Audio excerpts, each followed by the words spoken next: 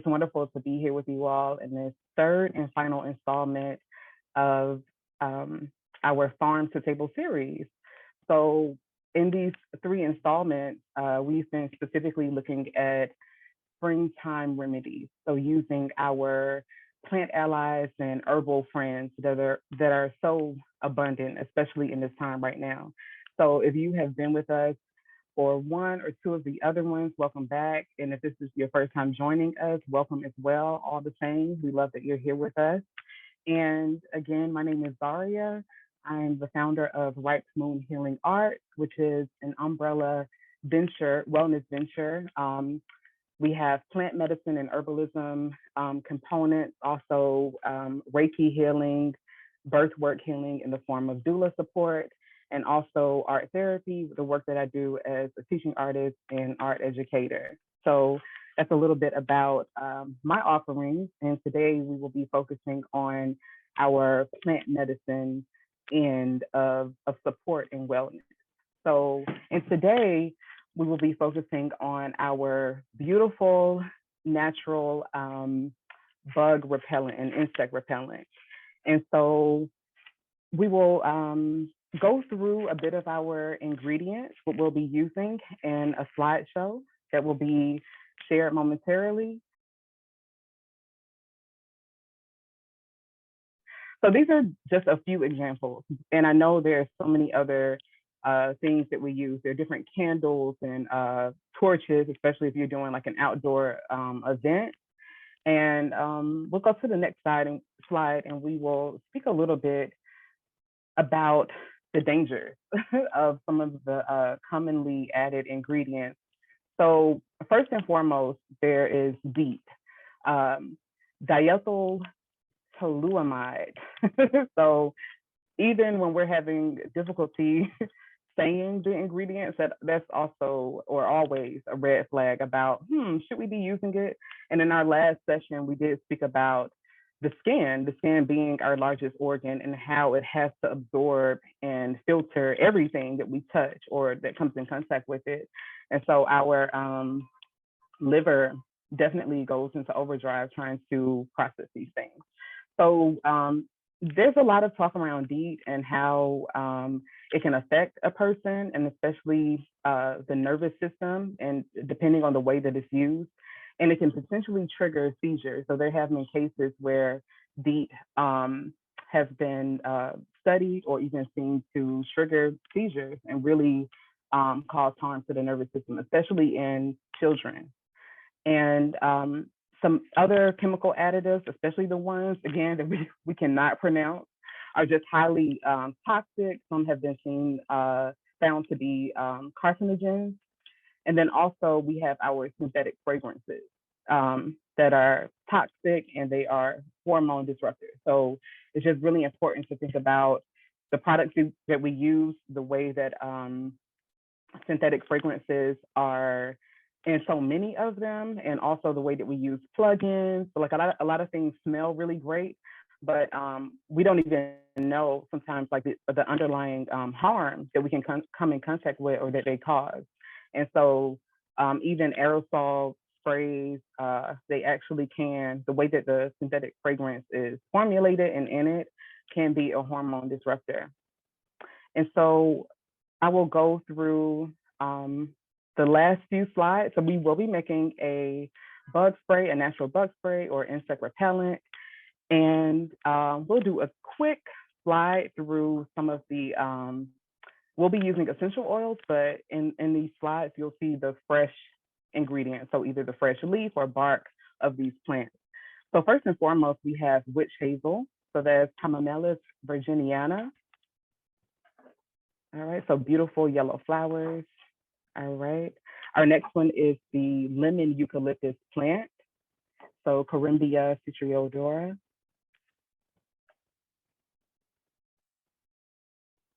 Our next one is citronella. And I think many of us may be familiar with that. Even speaking about off in these candles that commonly use that, but they do use it in the synthetic form. So we'll speak about the essential oil of it. All right. And our next one, lavender, Lavandula angustifolia.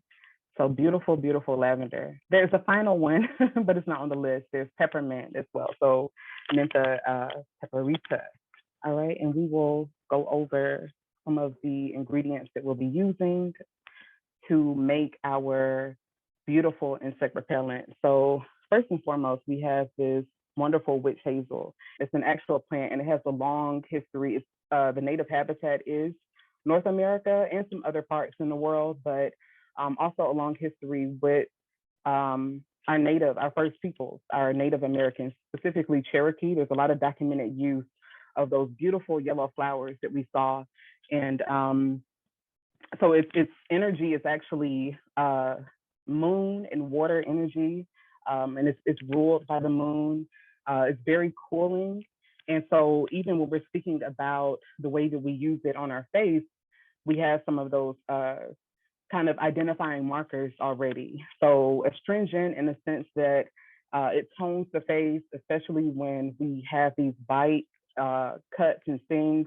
It's very great for like feeling wounds that are weeping or may be starting to be, infected or have some type of thing oozing from it.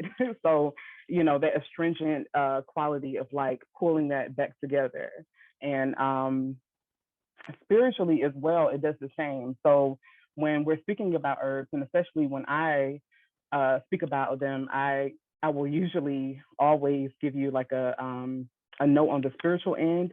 So just as it creates this protective barrier in the skin, it does the same spiritually. So when we just have just energies around us that are not great or that take so much from us, and even ourselves, when we give so much, like when we're oozing so much of ourselves, witch hazel has those protective properties and allowing us to have a great barrier, protective barrier and boundaries of how we choose to give our energy and a way to protect our energy. So a beautiful way of using it. And also it was traditionally, and it still is used as like dowsing rods. So you would take the branches, and if you were anywhere where there was no water or you wanted to find water, you can actually use those rods and they will kind of point you to where water is underground. So that's actually a way that the Cherokee actually used it. And some people still do use it that way. Just a beautiful way. It's really connected to water. So even on that spiritual end of protection, water energy is very motherly and nurturing. So you get that energy from witch hazel. And I think it's a beautiful plant to work with. And so I have this T.N. Dickinson. I think that's one of like commercially one of the purest forms of it. So when you find witch hazel, there are a lot of additives. So you want to be mindful about reading the label. This one does have alcohol in it. So if you're using it on your face and you don't want to use alcohol, just be mindful of that. There are some on the shelves that don't have alcohol in them, added to them, but this one does. And the reason why we're using it is because it will help us preserve our repellent. So I'm going to move on to our essential oils, and then we're going to start creating. So we also have this beautiful lemon eucalyptus, and I know you're like, it's a bottle, how beautiful is that? But it is an actual plant, and that we showed in the slide. And even if you want to Google it yourself, you can see the leaves and how it's grown. And so lemon eucalyptus is great for fungal and viral infections, even in sick rooms. So there are a lot of essential oils that were traditionally used in hospitals and wards where people were ill, and just aromatherapy, on the aromatherapy end, it actually still dispels some of the virus or viral things in the air. So lemon eucalyptus is beautiful for that way, that use. Very lemony, so we have that in the name itself. Very citrusy as well, and just referring to my notes, making sure I don't forget anything for you all. It is actually one of the best repellents for mosquitoes. So outside of you seeing products that have a lot of citronella in it, you may even see a lot that have lemon eucalyptus added to it. And so also on the end of fungal, It's great for candida, for athlete's foot, anything on the yeast and fungal end in that way. And you can use it topically. And just a note, because we are speaking about essential oils, you want to make sure that when you're using essential oils, you are using a carrier oil. So something like olive oil, jojoba, sweet almond oil, um, baobab oil. There's so many different ones. Apricot kernel, because your essential oils are highly, highly concentrated. And so if you're using it on your skin without a carrier oil, you can definitely burn yourself. So let's be mindful of that. And in our product today, we have the witch hazel that will help, even that out. All right. And spiritually, lemon eucalyptus brings us back to center. It grounds us, and it's actually really great for mending family relationships. So, spiritual ways you can use it is if you have the plant, you can work with it by putting it on your altar.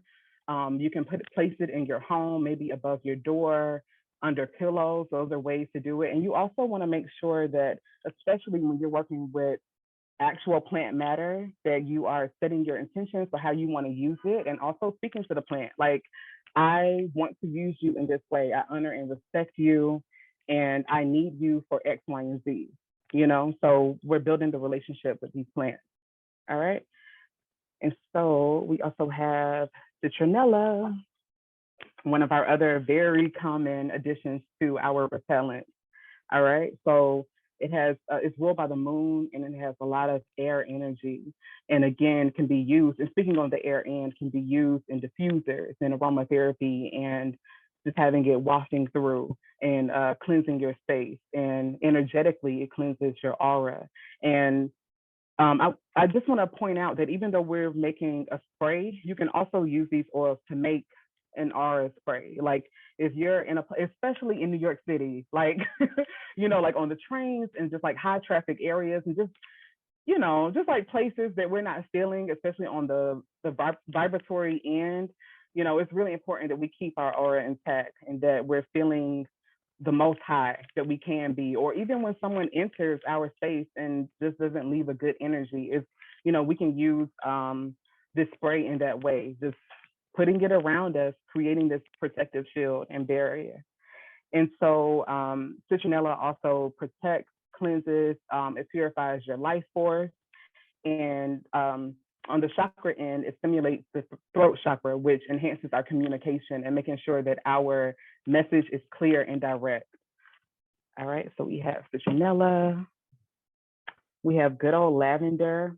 And so lavender is a beautiful protective plant that we can use internally in an infusion, a tea infusion. You can use it topically. So the same way that we're making that tea, you can also just like put a clean rag in it and like put it over your face. You can put lavender buds or mist the spray on your bed, under your pillow. I love lavender candles. I do as well. Yep, lavender candles. Cooling energy. All right, it's very antibacterial, antidepressant, antifungal. It has a lot of antis, right? So as beautiful as it smells, it actually has a strong presence of protection and building your body, protecting it from all the nasties, right? Both internally and spiritually as well. Calms the mind, calms anxiety. It promotes peace. So on the spiritual and so the reason why we're using it as well is because it does repel pests. And on the spiritual end, promotes peace, happiness, positivity, and especially in the dreamscape. So if you find yourself unable to recall your dreams, or if you're dealing with maybe like bad dreams, or you just want, or even insomnia, it's a beautiful way to work with it. So you may have like a pouch of it, near you, or again, the buds in your pillowcase or near you. And it's also like very protective in your dreamscape and during sleeping. Yeah. So good old lavender. So we're going to move on to peppermint, will be our final that we're going to speak of. And I'm so sorry, it's just the bottles, but that's a part of our of what we're making today. But even if you felt peppermint, like fresh growing mint, you know how it smells, you know how it feels, or um, even the candles or something else that you may have that you use, you know the energy of it. So just think of that. Think of like when you smell mint, like what it brings to you, right? So we have that bright energy of it. It's also antimicrobial, beautiful for the nervous system, calming it down, just also in the manner of how lavender does. It stimulates alertness, so great for studying or even when we just need that like bright energy, that pep in our step. I actually carry a bottle with me just for when, when headaches aren't too bad, like, and if I don't want to take anything, I just place it on my temples and rub it in. Or when I have like tension in my neck, because I'm always carrying bags, always, I like rub it on my back. And I do this throughout the day, and especially as I need it. And it's beautiful, a digestive support as well. So even speaking of the ginger that Lee mentioned, um, lavender, ginger, fennel, ways that you can use that to help with your digestion. And it's also a repellent. Lavender calms the mind. Like, it's a beautiful, and on the herb end, constituents and the way that it supports us, we call it a nervine. So supporting our nervous system. Lavender, peppermint, beautiful for that. And even if it's not just internal in the sense of ADD, anxiety, which also exhibits physically, but like a migraine or a headache that we actually feel, it really does help in that way. Even drinking it, but definitely topically as well. Even though we spoke on lemon eucalyptus, the plant, I'm showing some pure dried eucalyptus. So some of you may have this hanging in your shower, beautiful for that respiratory support. But I'm also showing it because when we saw those photos of different ways that we use products or items to repel, there was the one with the smoke in the left corner, and eucalyptus is beautiful. I've seen it really in a lot of indigenous communities and also home in the South, and I'm sure many other communities use it where they burn it directly, and it's just a beautiful plant to use for like natural repellent. So you can like get some dried lavender and burn it on up and it just like clears that space and gets all your little mosquitoes away from you. Okay. So we will move right along to our actual activity. All right, so I will show you what we have. Okay. So I am featuring a glass bottle. And you can use what's on hand, but I'm using this glass spray bottle just because it keeps everything intact. And so we also know that certain plastics have BPA and some other chemicals that aren't so great for us.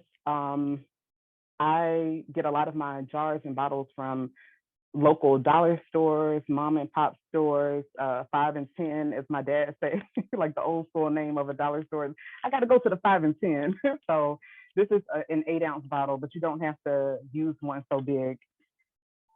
This is a smaller one. This one is about, I think this is like a 2-ounce one. And so you'll be surprised what you can find in these stores. So I actually recommend if you're able to. And also just because the oils are so concentrated, when they're in plastic for so long, they can actually eat through the plastic. So that's actually another reason why we can use our beloved glass. Okay, so.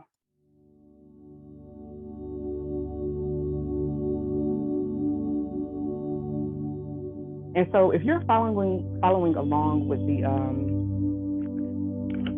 the actual recipe that was included, you may see it already listed. If not, it's okay. So you want to use, especially if you have, it does depend on how many ounces you're using. So again, this is 8 ounces. And I typically, 20 drops is my go-to. That's kind of like my go-to. You can do 20, 25.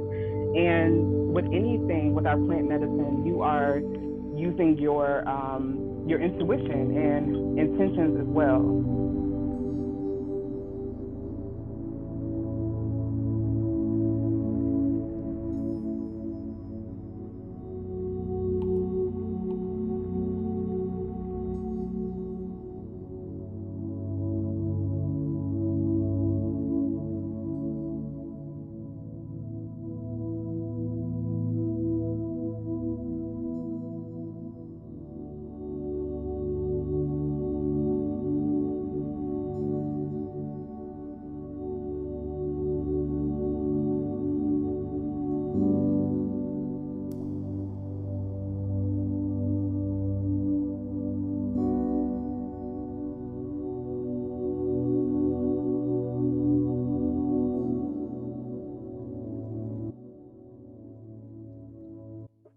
And then I'm gonna put my nozzle in, give it a nice shake. And so you wanna do that each time you use it so it can blend all those nice oils all up together, right? And so you can apply this topically. You can apply it onto your clothing. I do suggest that you try it out first because some oils will stain depending on the fabric that you have on. I've learned the hard way. So if you can find like a little spot to do so, I would highly recommend that you just test it first, and also your skin, because sometimes we don't know how our skin reacts to an item, herb, whatever we're using until we use it. So even if you can do it just a little bit first, I know when you're like outside being torn up, you're not thinking about doing that and waiting. You just want to do it. But let's see, maybe you can try it first before using it outside. But it's also great for, you can spray your socks with it. So especially, you know, we're getting in a time where weather is getting nice. We may be going on hikes. We want to be very mindful of ticks and the potential for like Lyme disease. And commonly, you know, they latch onto your ankles. So that's also why it's important to cover appropriately. So you want to wear breathable clothing, but also try to use like some light pants, you know, to where your legs are covered. So it's actually optional. I actually put optional on there. If you want to like add a little bit more protection by using the vodka or the rubbing alcohol, you are more than welcome to do so. But this actually has about 14% of natural grain alcohol in it. And I think that's a great percentage so that it can be preserved naturally. If you do find some that doesn't have alcohol, you do want to add it. You know, you want to add some rubbing alcohol or vodka or just very high proof liquor or vodka to it so that it um, keeps and preserves well. Again, so we can already see where those essential oils are kind of just like accumulating and sitting at the top. So shake it well, right? Each time we use it.